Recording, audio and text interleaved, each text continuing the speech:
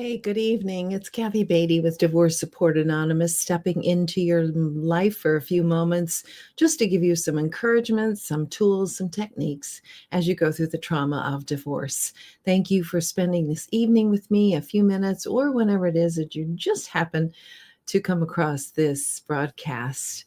So, announcements before we get into the topic. As usual, it's a very important topic tonight, but it's also necessary that I let you know of this class because I'm really excited about this group. It's 8 weeks that we come together and we talk about building our life after divorce. So, if you've gone through my programs, we've spent 10 weeks together. We've looked at emotions, the decisions we have to make, accepting where we are, and moving forward. And now we begin an 8-week program of looking forward in planning a new life, a beautiful life after divorce.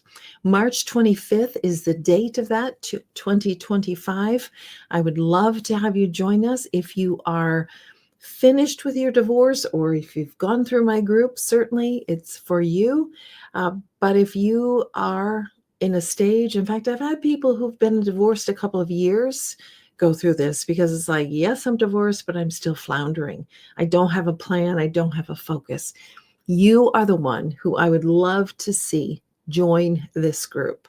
So connect with me. I will get a registration form out to you and we'll get busy of building your life after divorce. Topic tonight is intimidation in divorce. Many of us feel that it is intimidating, and boy, intimidating. It is. I'm wanting to check my sound here, just making sure we have sound. We should be good. I just again want to make sure. Yep, we're good. You should be able to hear me well. I'm hoping. So back to intimidation and divorce. Sorry, I should have done this in the beginning just to make sure, because I want you to hear me. And I want to give you the information that you need of building your life after divorce, the trauma of divorce. And divorce is a trauma. And that's one of the reasons why I say you have to be compassionate to yourself, because you are going through a trauma and your brain is not even functioning correctly. It's so traumatic. So, bad enough that you're going through a divorce. Now, in fact, you're having to be intimidated by the other party, by your soon-to-be former spouse. And this happens a lot. And I see that a lot in my mediations and my divorce coaching, and certainly in my group. I hear the stories of intimidation where someone thinks that they're going to make all the decisions and they're going to tell you exactly how things are going to be. Well, it doesn't work that way. There are laws to protect you. But intimidation comes in different degrees. So my point number one tonight is measure the level of intimidation.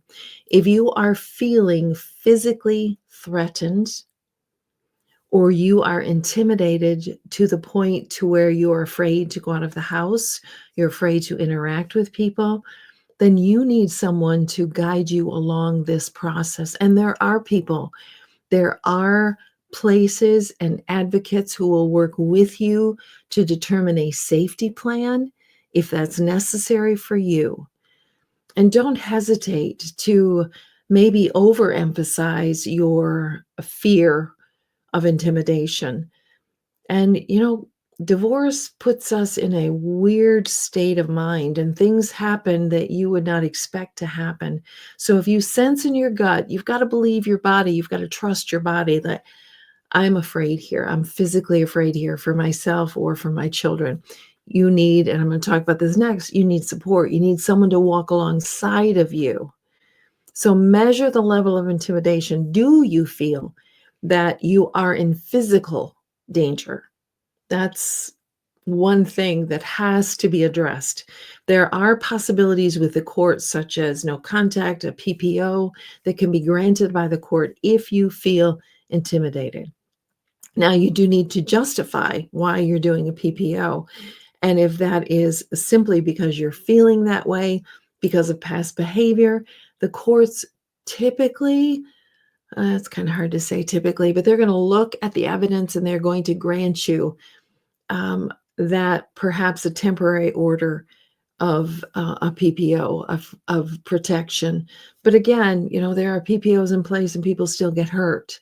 But it is a step in the right direction, a step for you to get some type of physical protection.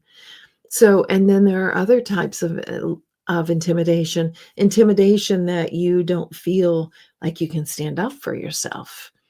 Every mediation that I hold, I have a domestic violence screening that I'm required by the state of Michigan to give to the parties, to both parties, to see if it's even possible for you to come to mediation, if it's even possible for you to stand up for yourself.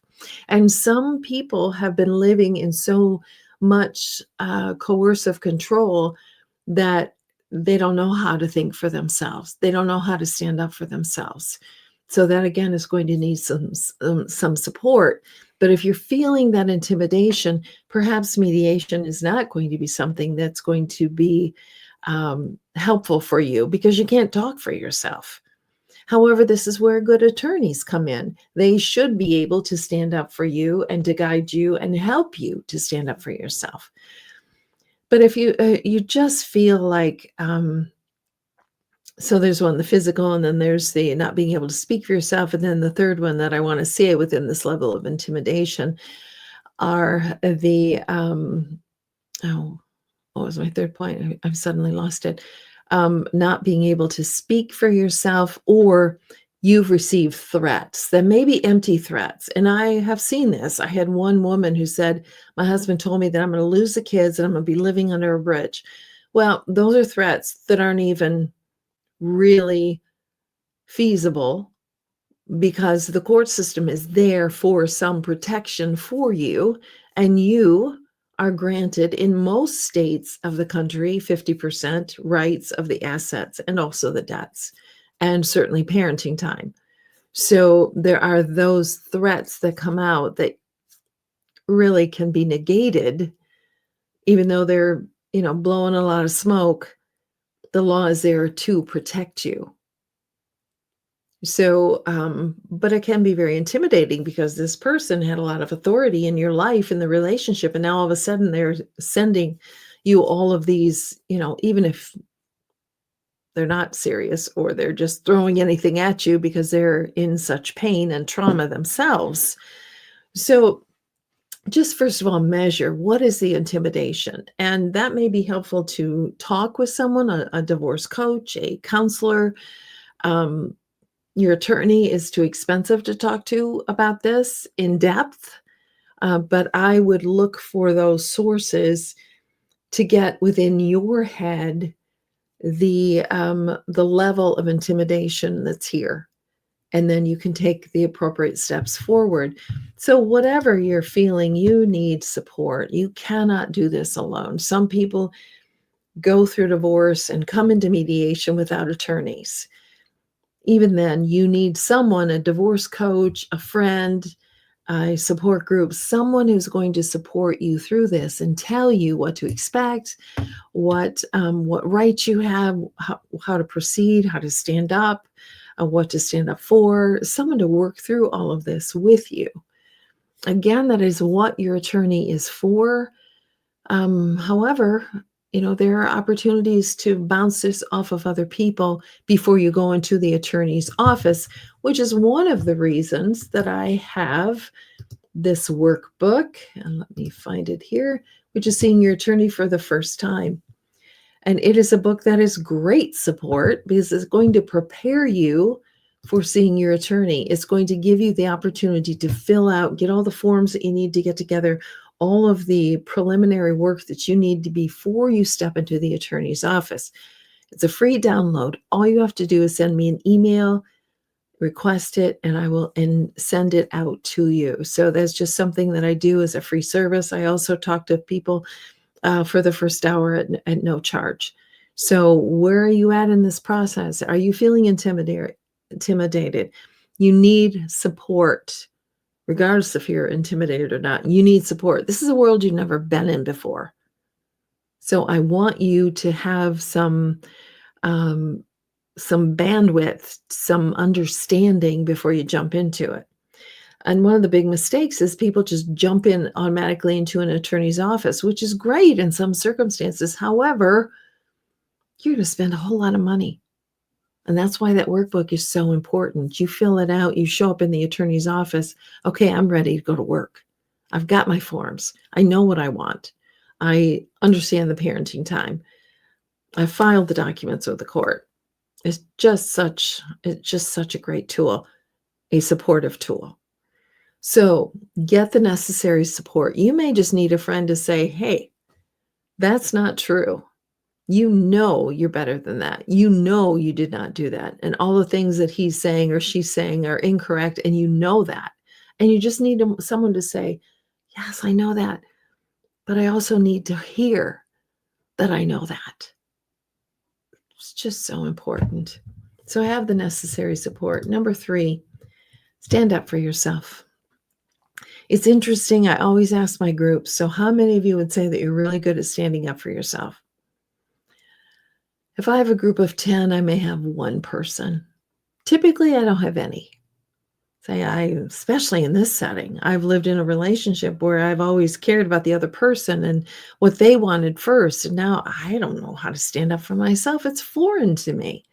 That's again why you need support, but you have to learn this skill, not only for mediation and court, but for the rest of your life, the single life. You're going to need to know how to negotiate, how to stand up for yourself, or you're going to have people run over you all of the time. It's just the way the world works.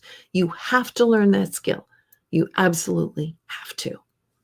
So, how do we do all this? It's hard, isn't it? It's so hard. I'm going to go to some scripture verses. If you lack wisdom, ask God, who will give generously to all without reproach. It will be given to him. And many times he uses other people to give you wisdom. He uses support groups. He uses therapists. He uses pastors. But you have to be the one to seek for it. It's not coming to you automatically. You have to be the one to stand up for yourself and seek for it. And if you lack wisdom, ask God to tell you where to stand up and where to move forward with. Justice is joy to the godly, but it terrifies evildoers. I love that verse. You know what? God loves justice, and he wants justice for you. He wants that for you. And so do the courts. Quite honestly, the courts want justice for you. They want things split so that both of you can move forward and have enough and have what you need. But it is going to require for you to learn some things, unfortunately, you never knew before, never thought you'd ever need to know before. But now's the time to move forward, to stand up for yourself and not be intimidated by others. Measure the level of intimidation that you have. Get the necessary support. Stand up for yourself in mediation or court or to the former spouse. Don't get into arguments with them, but know how to say no and stand by it. Hope this has been of help. This is Kathy Beatty with Divorce Support Anonymous, walking with you every step of the way through the trauma and after the trauma of divorce. Don't forget, March 25th, Building Your Life After Divorce for 8 weeks. It will be hybrid, so you can come in person in Grand Rapids, Michigan area, or you can be online. Thanks for listening. Have a great night.